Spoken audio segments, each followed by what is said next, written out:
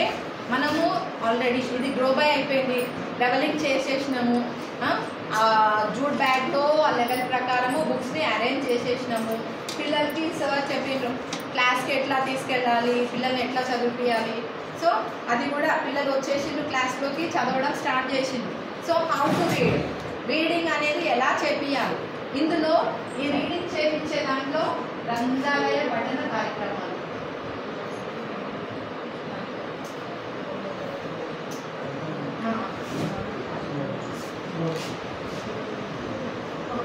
ఇది చదవడానికి ఇది కాదు సార్, లేదు ఇది 8 9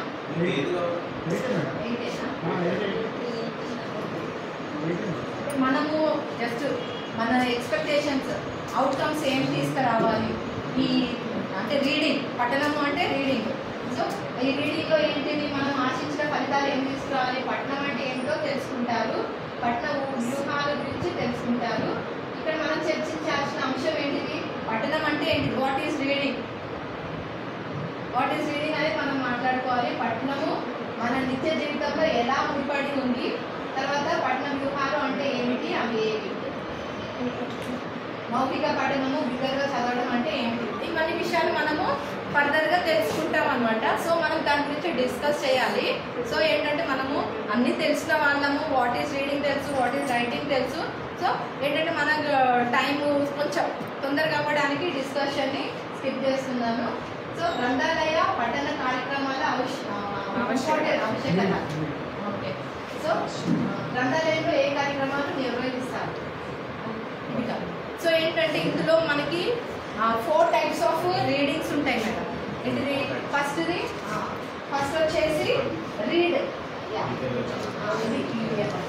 చదవడానికి ముందు మనం ఏం చేస్తున్నాం, ఫస్ట్ చదవడానికి ముందు ఏం చేస్తున్నాం, ముందు చదవడంలో, తర్వాత పఠన అనంతరం, అట్లా 3 స్టేజెస్గా మనం డివైడ్ చేసుకుంటాం. ముందు కూడా మనకు ఒక ప్రిపరేషన్ అవసరం. ప్రతిదానికి మనము అదే టీచర్ మనం ఏం చేస్తాం, ముందుగానే అన్ని ప్రిపేర్ అవుతాం కదా. అందులో వ్యూహాలు ఏ విధంగా ఉండాలి, ఫస్ట్ పిల్లలకి ఎట్లా పుస్తకాన్ని ఎంపిక చేయాలి.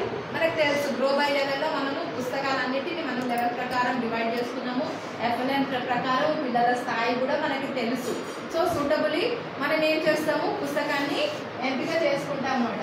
పుస్తకాన్ని ముందుగా చదవడం అంటే టీచర్ అన్నమాట, టీచర్ చేయాల్సిన పని. మనకి అది అవగాహన కలిగి ఉండాలన్నమాట. టీచర్ సామాగ్రి సమకూర్చుకోవడం, మొత్తం అన్ని మెటీరియల్స్ని, లైబ్రరీకి సంబంధించిన బుక్స్ అన్నిటిని కూడా మనము అన్నీ కూడా అరేంజ్ చేసి పెట్టుకోవాలి. సో ఇదన్నమాట, ఇది ప్లానింగ్.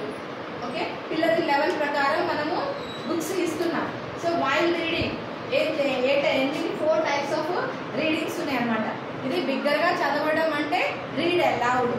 ఇక్కడ ఏం జరుగుతుంది, రీడ్ అలౌడ్ చదివేటప్పుడు పిల్లలు ఇక్కడ పిల్లలు బుక్స్ పిల్లల దగ్గర ఉండవు, పిల్లలు సైలెంట్గా అందరు కూర్చుంటారు. టీచర్ రోల్ మాత్రమే ఇక్కడ ఉంటుందన్నమాట. టీచర్ ఏం చేస్తుంది, ఇప్పుడు మనకి గ్రో బైలో అన్ని చాలా ఇప్పుడు 7 లెవెల్స్, 7 ఉన్నాయి కదా సార్, 7 లెవెల్స్ ఉన్నాయి. పిల్లలు టీచర్ చెప్పేటప్పుడు ఏం చేస్తుంది, అందరి లెవెల్కి సూటబుల్ ఒక బుక్ సెలెక్ట్ చేసేసుకుంటారు టీచర్. తీసుకొని టీచర్ పిల్లలకి భావయుక్తంగా ఏముంటుంది, మొత్తం హావభావాలు వ్యక్తపరుస్తూ మాడ్యులేషన్, వాయిస్ మాడ్యులేషన్ చేస్తూ మొత్తం ఎక్స్ప్రెషన్స్ తోటి టీచర్ అది గట్టిగా చదువుతుంది అన్నమాట.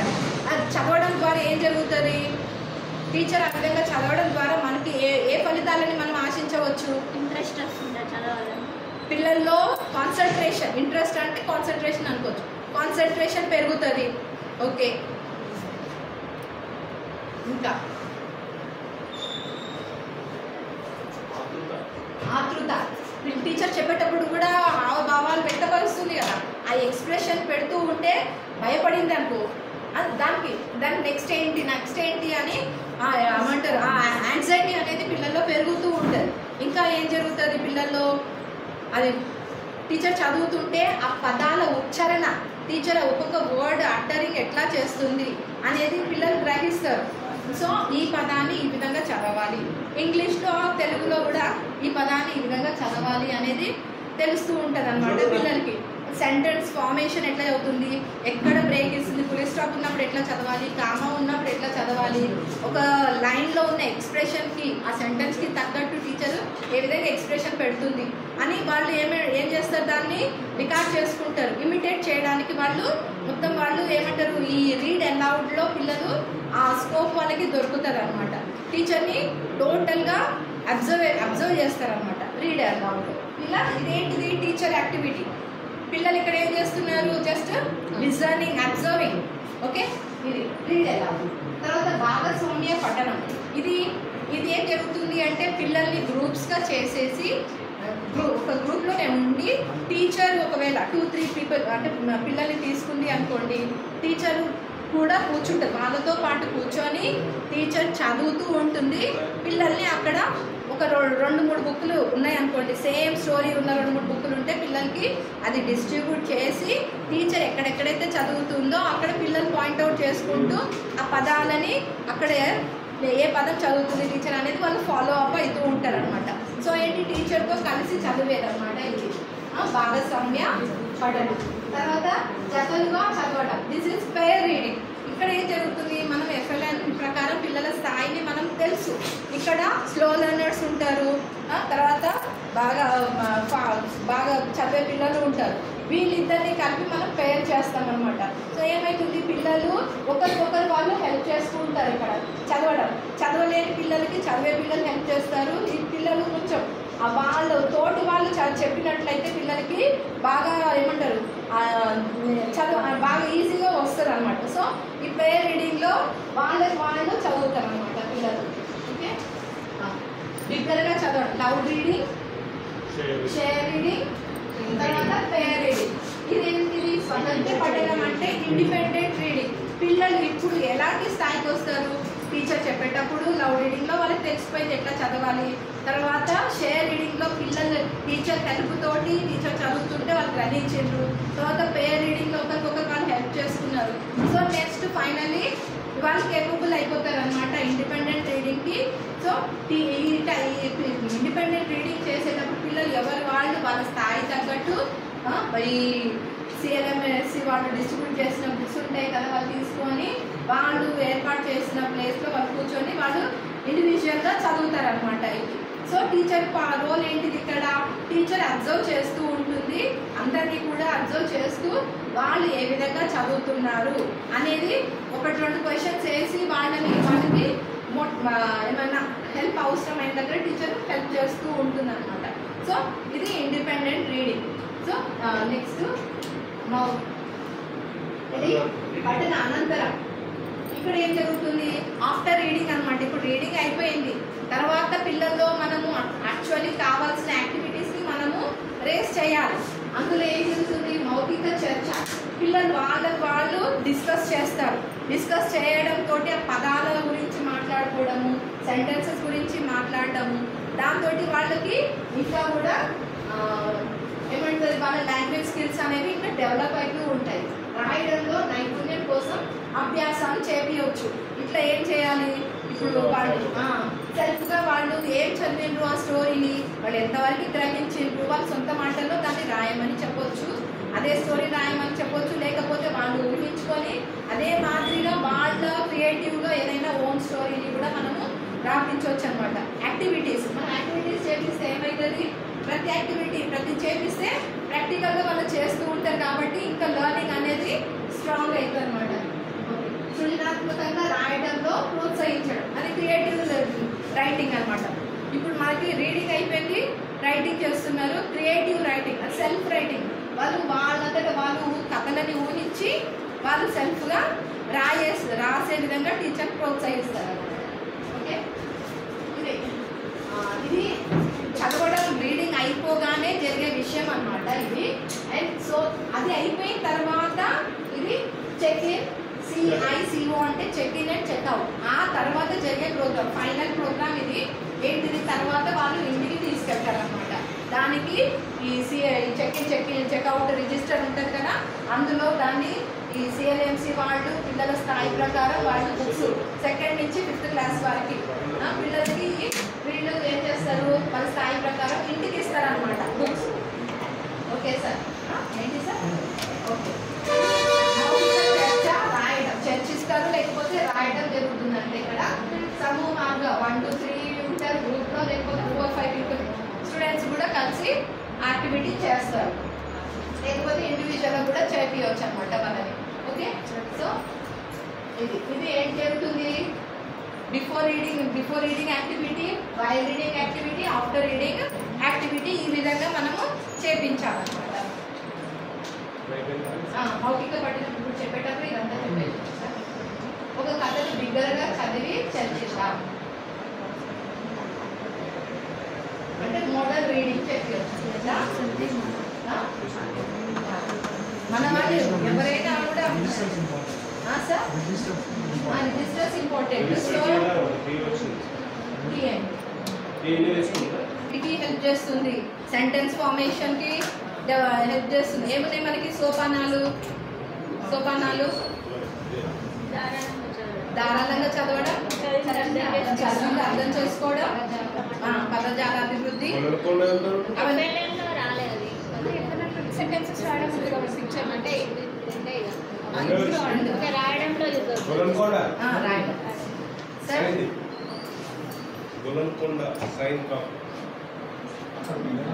చెప్పేటప్పుడు మనకి 90 minutes తెలుగుకి అయితే, ఇంగ్లీష్కి అయితే 45 minutes, తర్వాత నెక్స్ట్ 45 minutes యాక్టివిటీస్ బేస్డ్గా ఉంది కదా. సో మనం చెప్పే లెసన్లో దాన్ని ముందు మోటివేటివ్ స్టోరీ లాగా మనం ఈ రూమ్ టు రీడ్ స్టోరీస్ని మనం యూజ్ చేసుకోవచ్చు. లేకపోతే వైల్ మనం టీచింగ్ చేసేటప్పుడు కూడా ఏమైనా బిట్వీన్గా మనం ఏమైనా స్టోరీ బిట్వీన్లో కూడా చెప్పొచ్చు. తర్వాత పిల్లలకి సపరేట్గా కూడా రీడింగ్ యాక్టివిటీ అనేది మనము లాస్ట్ 45 minutes రీడింగ్ యాక్టివిటీ ఉంటుంది. ఆ యాక్టివిటీలో కూడా మనము ఈ స్టోరీస్ని మనం తీసుకోవచ్చు అన్నమాట. అలా మనము మన రెగ్యులర్ సిలబస్కి మనం దీన్ని అన్వయించుకోవచ్చు అన్నమాట. సో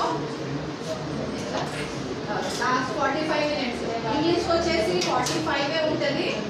సో మనము నెక్స్ట్ డే 45 minutesని మనం తీసుకుంటున్నాం. అందులో కూడా ఈ రీడింగ్ యాక్టివిటీ అనేది చేయించవచ్చు అనమాట. దీని ద్వారా ఏం జరుగుతుంది, పిల్లల్లో మాట్లాడే సామర్థ్యం పెరుగుతుంది, ధారాళంగా చదవడము, చదివింది అర్థం చేసుకోవడం, పదజాలాభివృద్ధి, సొంతంగా చదివిన దాని గురించి రాయడం, తర్వాత చదివిన అంశాన్ని చిత్రాల ఆధారంగా రాయడానికి, గీయడానికి, సృజనాత్మక సామర్థ్యం పెంపొందించడానికి గ్రంథాలయ పుస్తకాలు ఉపయోగపడుతున్నాయి. So overall development, language development అనేది మన గ్రంథాలయం పుస్తకాల ద్వారా జరుగుతుంది. సో మనం ఏమి దాంట్లో ప్రత్యేకంగా మనం లాస్ అవ్వట్లేదు, స్పెషల్గా దానికి ఏమి మనం టైం కేటాయిస్తలేదు. సో ఇది పార్ట్ ఆఫ్ అవర్ కరిక్యులం అని మనం తీసుకోవచ్చు అన్నమాట. ఓకే, సో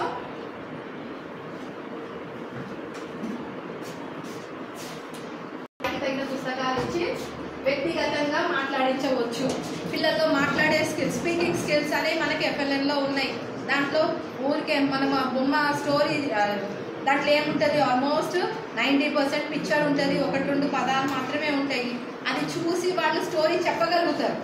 సో మనము ఇప్పుడు మోడల్ లెసన్ చెప్పినట్లయితే అందులో అంతే పిక్చర్ చూపిస్తాం అనుకో, ప్రతి పేజీకి రిలేటెడ్గా స్టోరీ కంటిన్యూ అవుతూ ఉంటుంది. వాడు ఆ స్టోరీ నా పిక్చర్ పేజెస్ తిప్పుతూ వాడు స్టోరీని ఊహించుకుంటారు, వాళ్ళు మొత్తం చూడరు, గ్రాఫికల్గా పదాలు చెప్పేయగలుగుతారు వాళ్ళు. సో ఇట్లా ఏమవుతుంది, ఫస్ట్ సెకండ్లో కూడా వాళ్ళ స్థాయికి తగ్గట్టు వాళ్ళు ఏం చేస్తున్నారు, వ్యక్తిగతంగా మాట్లాడే స్పీకింగ్ స్కిల్స్ అనేవి డెవలప్ అవుతుంది. 3rd, 4th, 5th వచ్చేసరికి విద్యార్థులతో చదివిన దాని గురించి సొంత మాటలో రాయించవచ్చు. 5వ తరగతి విద్యార్థులతో చదివిన పుస్తకంపై అభిప్రాయాలు, సమీక్షలు రాయించవచ్చు. సో వాళ్ళు ఇది part of our curriculum. So మనం దీని హెల్ప్ తీసుకోవచ్చు అనమాట. ప్రాజెక్ట్ పనులకు అవసరమైన సమాచార సేకరణ కోసం కూడా మనము ఈ లైబ్రరీ రూమ్స్ని మనము తీసుకోవచ్చు. దాంట్లో చరిత్రలు ఉన్నాయి కదా, స్టోరీస్ ఉన్నాయి కదా అట్లా. తర్వాత సైన్స్కి సంబంధించినవి కూడా పుస్తకాలు ఉన్నాయి మన దగ్గర. బహుళ తరగతి బోధనలో బహుళ స్థాయి పిల్లలకు అనువైన అభ్యాసాలు కల్పించడానికి గ్రంథాలయ పుస్తకాలు తోడ్పడతాయి. గ్రంథాలయాన్ని బలోపేతం చేయడం, కార్యకలాపాలు నిర్వహణ, వాటిని మనము మన స్కూల్లో ఏ విధంగా డెవలప్ చేయాలి. సో దానికి కానీ మనం ఏం చేస్తాము, గ్రంథాలయ ప్రతి అకేషన్ని మనం క్రియేట్ చేసుకోవచ్చు. ప్రతి అకేషన్లో మనం గ్రంథాలయ డెవలప్మెంట్ గురించి మనం ఆ సిచ్యువేషన్ని మనం యూజ్ చేసుకోవచ్చు అన్నమాట. ఎట్లా చేయవచ్చు, వారోత్సవాలు జరిపించవచ్చు, గ్రంథాలయ వారోత్సవాలని మనం జరిపించవచ్చు. తర్వాత పుస్తకాల విరాళాలు, బుక్ డొనేషన్ క్యాంపెయిన్ మనము మన ఊర్లో జరిగించవచ్చు. అలా బుక్స్ సేకరించవచ్చు మనము. తర్వాత పిల్లలకి బుక్ యాజ్ ఎ గిఫ్ట్ అనేసి ఆ బర్త్డేకి ఒక గిఫ్ట్ ఇవ్వడము, లేకపోతే ఏదన్నా అచీవ్ చేసినప్పుడు వాళ్ళకి ఒక బుక్ ఇస్తే వాడు ఏమవుతుంది, ఆ బుక్ రీడింగ్ అనే హ్యాబిట్ని మనం డెవలప్ చేస్తున్నాం అనమాట. సేకరణలు, తర్వాత సేకరణలో ఏముంటాయి, మ్యాగజైన్లు ఉంటాయి, పాఠపత్రికలు ఉంటాయి, కథలు సేకరించవచ్చు. పిల్లలతో పఠన సామాగ్రిని, రీడింగ్ కార్డ్స్ చేయించడం, ఇలాంటివన్నీ కూడా మనం చేసి ఈ కార్యక్రమాన్ని మనము డెవలప్ చేయవచ్చు అనమాట. ప్రతి గ్రంథాలయ పీరియడ్లో పిల్లలతో బిగ్గరగా చదివించవచ్చు. తర్వాత బాల్య పఠనం అన్న ప్రోగ్రామ్ ఇప్పుడు మేడం పెట్టారు కదా, బుధవారం బోధన, అట్లా లౌడ్ రీడింగ్ని మనం ఈ విధంగా ఎంకరేజ్ చేయొచ్చు ఒక ప్రోగ్రామ్ లాగా. పాఠశాల ప్రతి నెల 3వ శనివారం రోజు పఠనోత్సవాన్ని నిర్వహించవచ్చు. ఇది బుధవారం మనం చేసిన కదా, 3వ శనివారం కూడా అట్లాంటి ప్రోగ్రాము చేయించవచ్చు. మనకి నో బ్యాక్ డే, ఆ రోజు నో బ్యాక్ డే రోజు మనం ఈ లైబ్రరీ ప్రోగ్రామ్ని మనము ఒక ప్రోగ్రామ్గా మనం తీసుకోవచ్చు అనమాట. ఏంటి మేడం? ఓకే, తల్లిదండ్రుల సమావేశంలో కూడా ఇది మనము లైబ్రరీ ప్రోగ్రామ్ని మనము యూజ్ చేసుకోవచ్చు. బాగా చదువుతున్నారు వాళ్ళు, బాగా చదివే పిల్లల్ని మనం అక్కడ చదివించవచ్చు కదా. ఆ విధంగా కథల పుస్తకాలు ఇంటికి ఇవ్వడం, ఇంటి వద్ద చదివించడం, వాళ్ళు హోమ్ రీడింగ్ కూడా మనం ఈ విధంగా ఎంకరేజ్ చేయొచ్చు. వాళ్ళు అక్కడ హోమ్ రీడింగ్ చేసేటప్పుడు మనకు ఫోటో పెట్టమనడము, వీడియో పెట్టమనడం, అందులో పేరెంట్స్ ఇన్వాల్వ్మెంట్, వాళ్ళు ఇంట్రెస్ట్ తోటి మా పిల్లలు చదువుతున్నారు అనేసి వాళ్ళ పిల్లల వీడియోస్ని స్టేటస్ పెట్టుకొని వాళ్ళు స్టేటస్గా ఫీల్ అవుతారు. ఈ రీడింగ్ లెవెల్స్ మా పిల్లలు కూడా ఈ విధంగా చేస్తున్నారు అనేసి. ఓకే, ఈ విధంగా కూడా మన లైబ్రరీని, ఆ ప్రోగ్రామ్ని మనం వినియోగించుకోవచ్చు అనమాట. ఇంకా ఉపాధ్యాయుల బాధ్యతలు, ఇది సార్ వారు చెప్పారు. ప్రతిరోజు అన్ని తరగతులకు మనకి పీరియడ్ ప్లాన్లో ఖచ్చితంగా టైం టేబుల్ ఉండాలి. ఆఫీస్ రూమ్లో మనకి హెచ్ఎం టేబుల్ దగ్గర ఒక టైం టేబుల్ ఉండాలి. మనము ఇక ఇద్దరు టీచర్స్ ఉన్న దగ్గర ఏ విధంగా నిర్వహించాలి అనేది మనం చెప్పుకుందాం. కేటాయించిన పీరియడ్లో పిల్లలు గ్రంథాలయానికి వెళ్ళి తమ కేటాయించిన పుస్తకాలు తీసుకొని క్రమబద్ధంగా రోజు చదివేలా చూడాలి. ఇది ప్రతి ఒక్క టీచర్ యొక్క బాధ్యత అనమాట. ఇది ఓన్లీ ఒక లైబ్రరీగా ఒక టీచర్ మాత్రమే రెస్పాన్సిబుల్ కాదు, ఎవ్రీ టీచర్స్ రెస్పాన్సిబిలిటీ. ఎఫ్ఎల్ఎల్లో భాగంగా మనం నిర్వహించుకుంటున్న ప్రారంభ, మధ్య, అంత్య పరీక్షల ఫలితాల ఆధారంగా